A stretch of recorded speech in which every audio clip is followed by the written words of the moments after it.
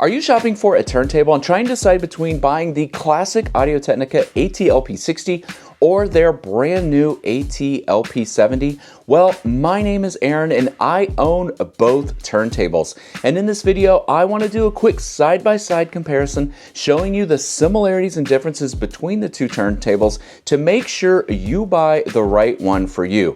Now be sure to stick to the end because I'll even tell you which of these turntables I think sounds best for your vinyl records.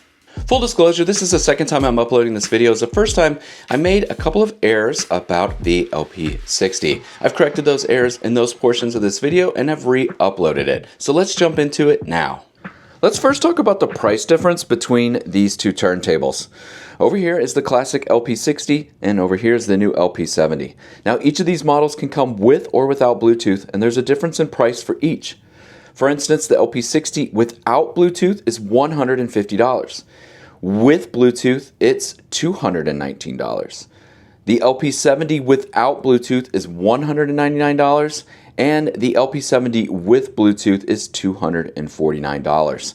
So if you're comparing the Bluetooth models of these turntables, there's actually only a $30 difference if you upgrade from the 60 to the LP70. One difference you may notice between these two models is the overall shape of the units. The LP60 here has always had a boxy shape, like literally a square. Now, I've been buying turntables for about 20 years now, and I love vintage turntables. I have never seen a square turntable until this LP60 was released. It's not my most favorite design. Thankfully, Audio-Technica, when they upgraded the LP70, they made it a wider base, and it just looks a lot more like a traditional turntable. In my opinion, I like this more rectangular shape over the boxy square shape of the LP60. Speaking of design, there are a couple of features that are different with the 70 versus the 60. The most noticeable is the tone arm. You will notice that the tone arm has a curve here at the end, while the tone arm on the 60 is just simply a straight tone arm. Now, this is, in my opinion, an improvement with the 70 because a curved tone arm is going to allow for better tracking. It's going to allow for better information retrieval from the grooves in your vinyl records over the straight tone arm of the 60. Now, another thing to note is that there is a lever here that you can lift and lower the tone arm with if you have shaky hands and don't want to drop the needle directly onto the turntable here with the 70, while the 60 uses this button here to lift and lower the tone arm. One last thing, and it might seem minor, but I think it's kind of important, that Audio-Technica included this little clip here to secure the tone arm whenever you are moving this turntable, whether it be in your house or just moving locations in general. The LP60 doesn't have that. It just kind of flips and flops while you're moving it around. Basically what happens is that you run the risk of damaging the needle stylus when you are moving this turntable because it can just fly. It just goes flying away, right? And could damage that needle. So it's a small thing, but that clip was a nice little added feature. Now this might seem like a minor detail, but it was actually pretty important for me. The output options on these turntables have changed, and I think in a good way with the 70. Let me show you what I mean. When you need to connect your turntable with the LP60, they've included just this one 3.5 millimeter cable here that goes into this analog out. And then that goes to RCA cables, and that's what you plug into your stereo system, speakers, whatever. I've just never been a big fan of this. It just feels a little cheap to me. It feels sort of like you're connecting just like headphones almost. Well, with the LP70, they went back to RCA connections back here on the rear that are removable, and more importantly, you're going to get a ground cable here. And these are going to lead to a RCA cables with the ground cable. Now, this ground cable is really going to help isolate hum and noise and just buzzing sounds when you connect this to your receiver. Now, there's a good chance that the LP60 just has an internal ground, so they don't need that wire, but I've connected these to like vintage receivers, and even though they're internally grounded, that buzz is still there. So it is awesome that the LP70 now has this ground cable back in service because this will almost guarantee eliminate any buzz or hum. So I think this is a great upgrade for the LP70. Now, one of the most important new features between the 70 and the 60 is that the 70 allows you to upgrade the stylus, aka the needle on the turntable, with more options than you can with the 60. Let me show you what I mean. This little blue stylus here, this needle, that can be upgraded with the VM series from Audio-Technica, and it's just going to allow you more options than with the 60. With the 60, you basically get this white stylus here, and there is the ability to upgrade up one more option and maybe even another third-party option that I found online. But generally speaking, you don't have as many options with the 60 to upgrade the stylus like you do on the 70. And why is that important? Well, simply put, when you upgrade the stylus and needle on a turntable, it can help improve the sound signature, which is something that I will talk about a little bit more when we talk about the difference in sound between these two turntables.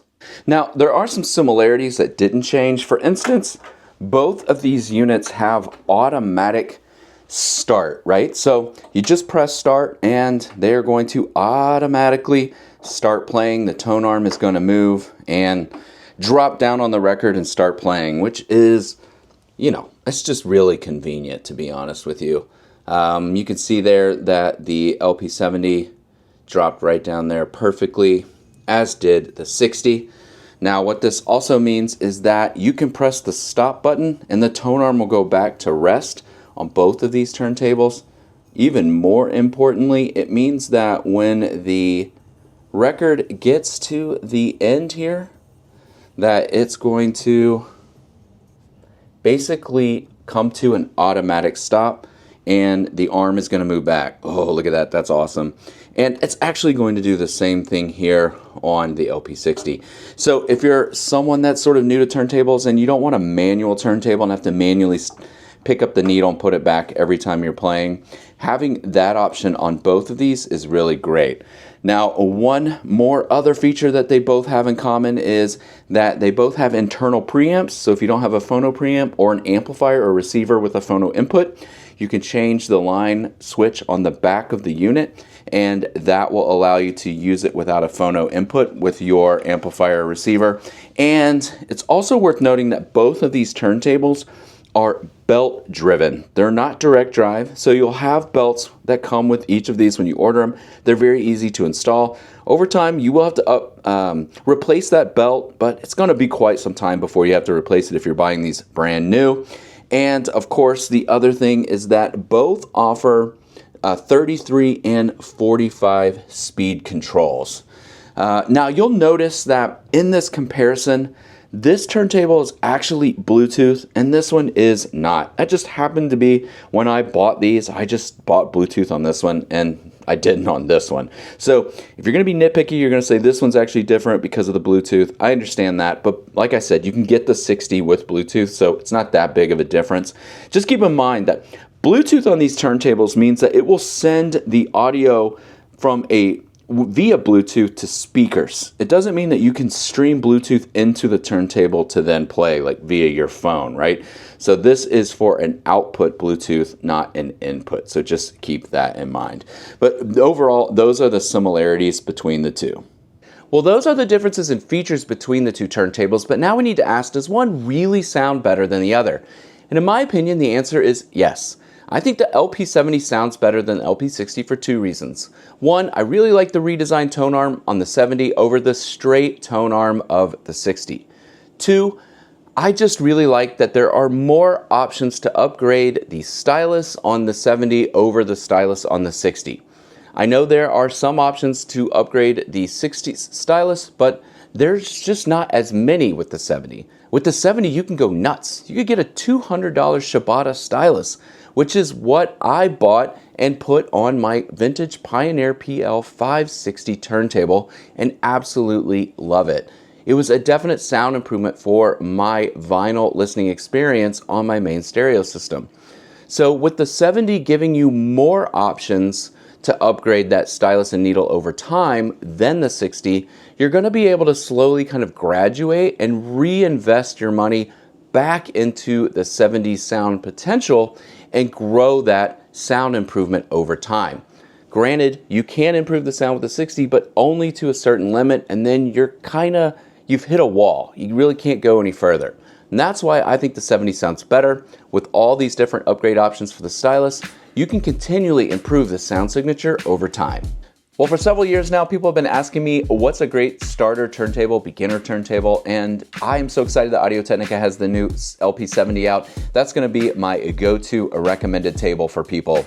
I think it's just a great value at its price point. Now, I also earlier this year compared the LP60 with the LP120. And when you start making those comparisons, you're talking major differences between a belt drive turntable and a direct drive turntable. If you'd be interested in learning more about the differences between those two models, you can do so by watching this video here.